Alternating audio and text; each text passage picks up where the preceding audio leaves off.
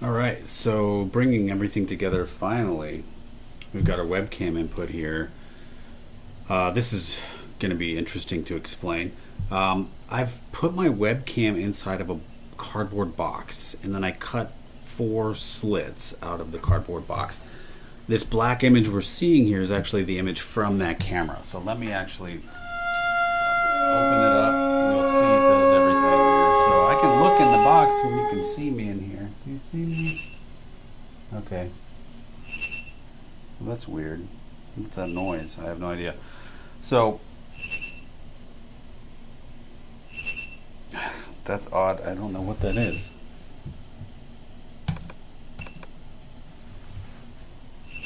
Well, it's something in this patch. But the box, let me close these. Okay. So the box has these slits on top that let light through. So when I open up one of the slits, you can see it's just a flap. There's my hand. Hello. So it's a dark box. I could actually like open the box and show you. But yeah, it's just a cardboard box. And on the inside, I've got the camera taped down. I made it with an X-Acto knife, and I just found the box in the hallway. It was really simple. So then the 4 slats on top are just pieces of cardboard that have been taped down on one end, and I can flap them open. So, all right. So what happens is I'm doing the same sort of motion detection thing here. Going into matrix 320 by 240. We don't need a lot of resolution. Into RGB to Luma, into curves to brighten it up a little bit. I don't think that's actually doing anything, but okay. Then we have these 4 targets. So each of these picks out a single target. And you can see here, I've isolated just the area under the first flap. And it's looking at the brightness of those pixels. And that's where we're getting our value from. So that value turns into this slider that goes from 0 to 1 here. Well, 0 to 128, really.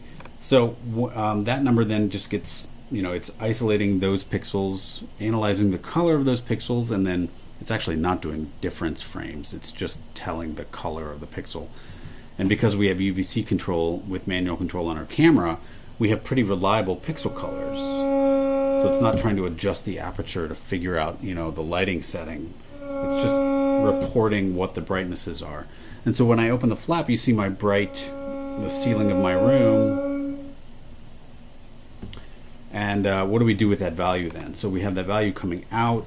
It's being analyzed somehow. What's it doing? So it's going to 2 places. Targets 1 is going past 10. So when the value goes past 10, so it's going from 0 to 255, black to white.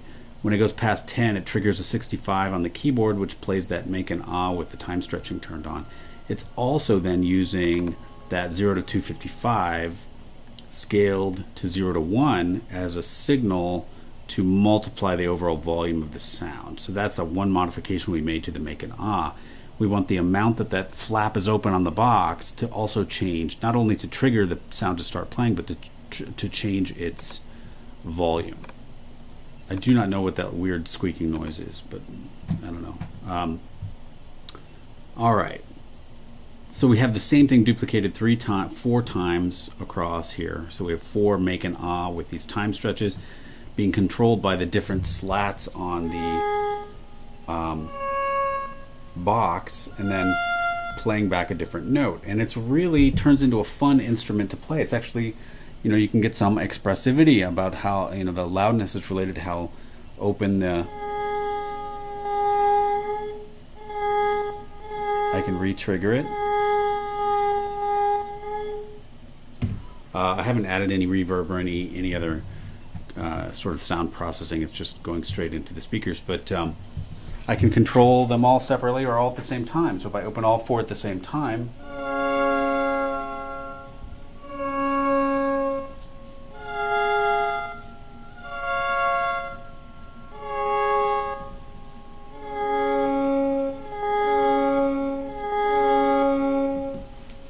it's it's not a finished piece or anything, but it hints at the kinds of interfaces you could build very easily with cardboard, inexpensively. You don't need an Arduino, you don't need any electronics, you don't need to add anything. You just tape the webcam into the box and start poking holes in it, and you can target the different holes as to control different elements in Macs.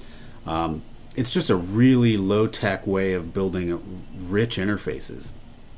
So I'm pretty excited about this. And what else can you do with it? Well, I mean, there's other things we can do. You could have different shaped holes. You could have little tiny ones. You could have sliders.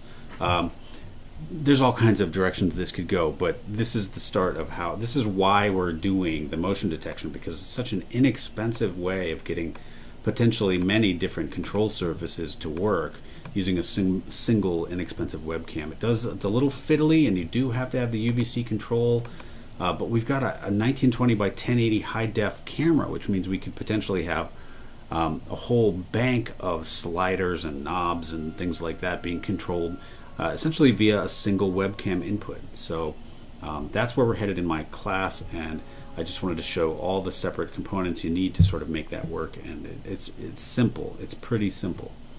All right.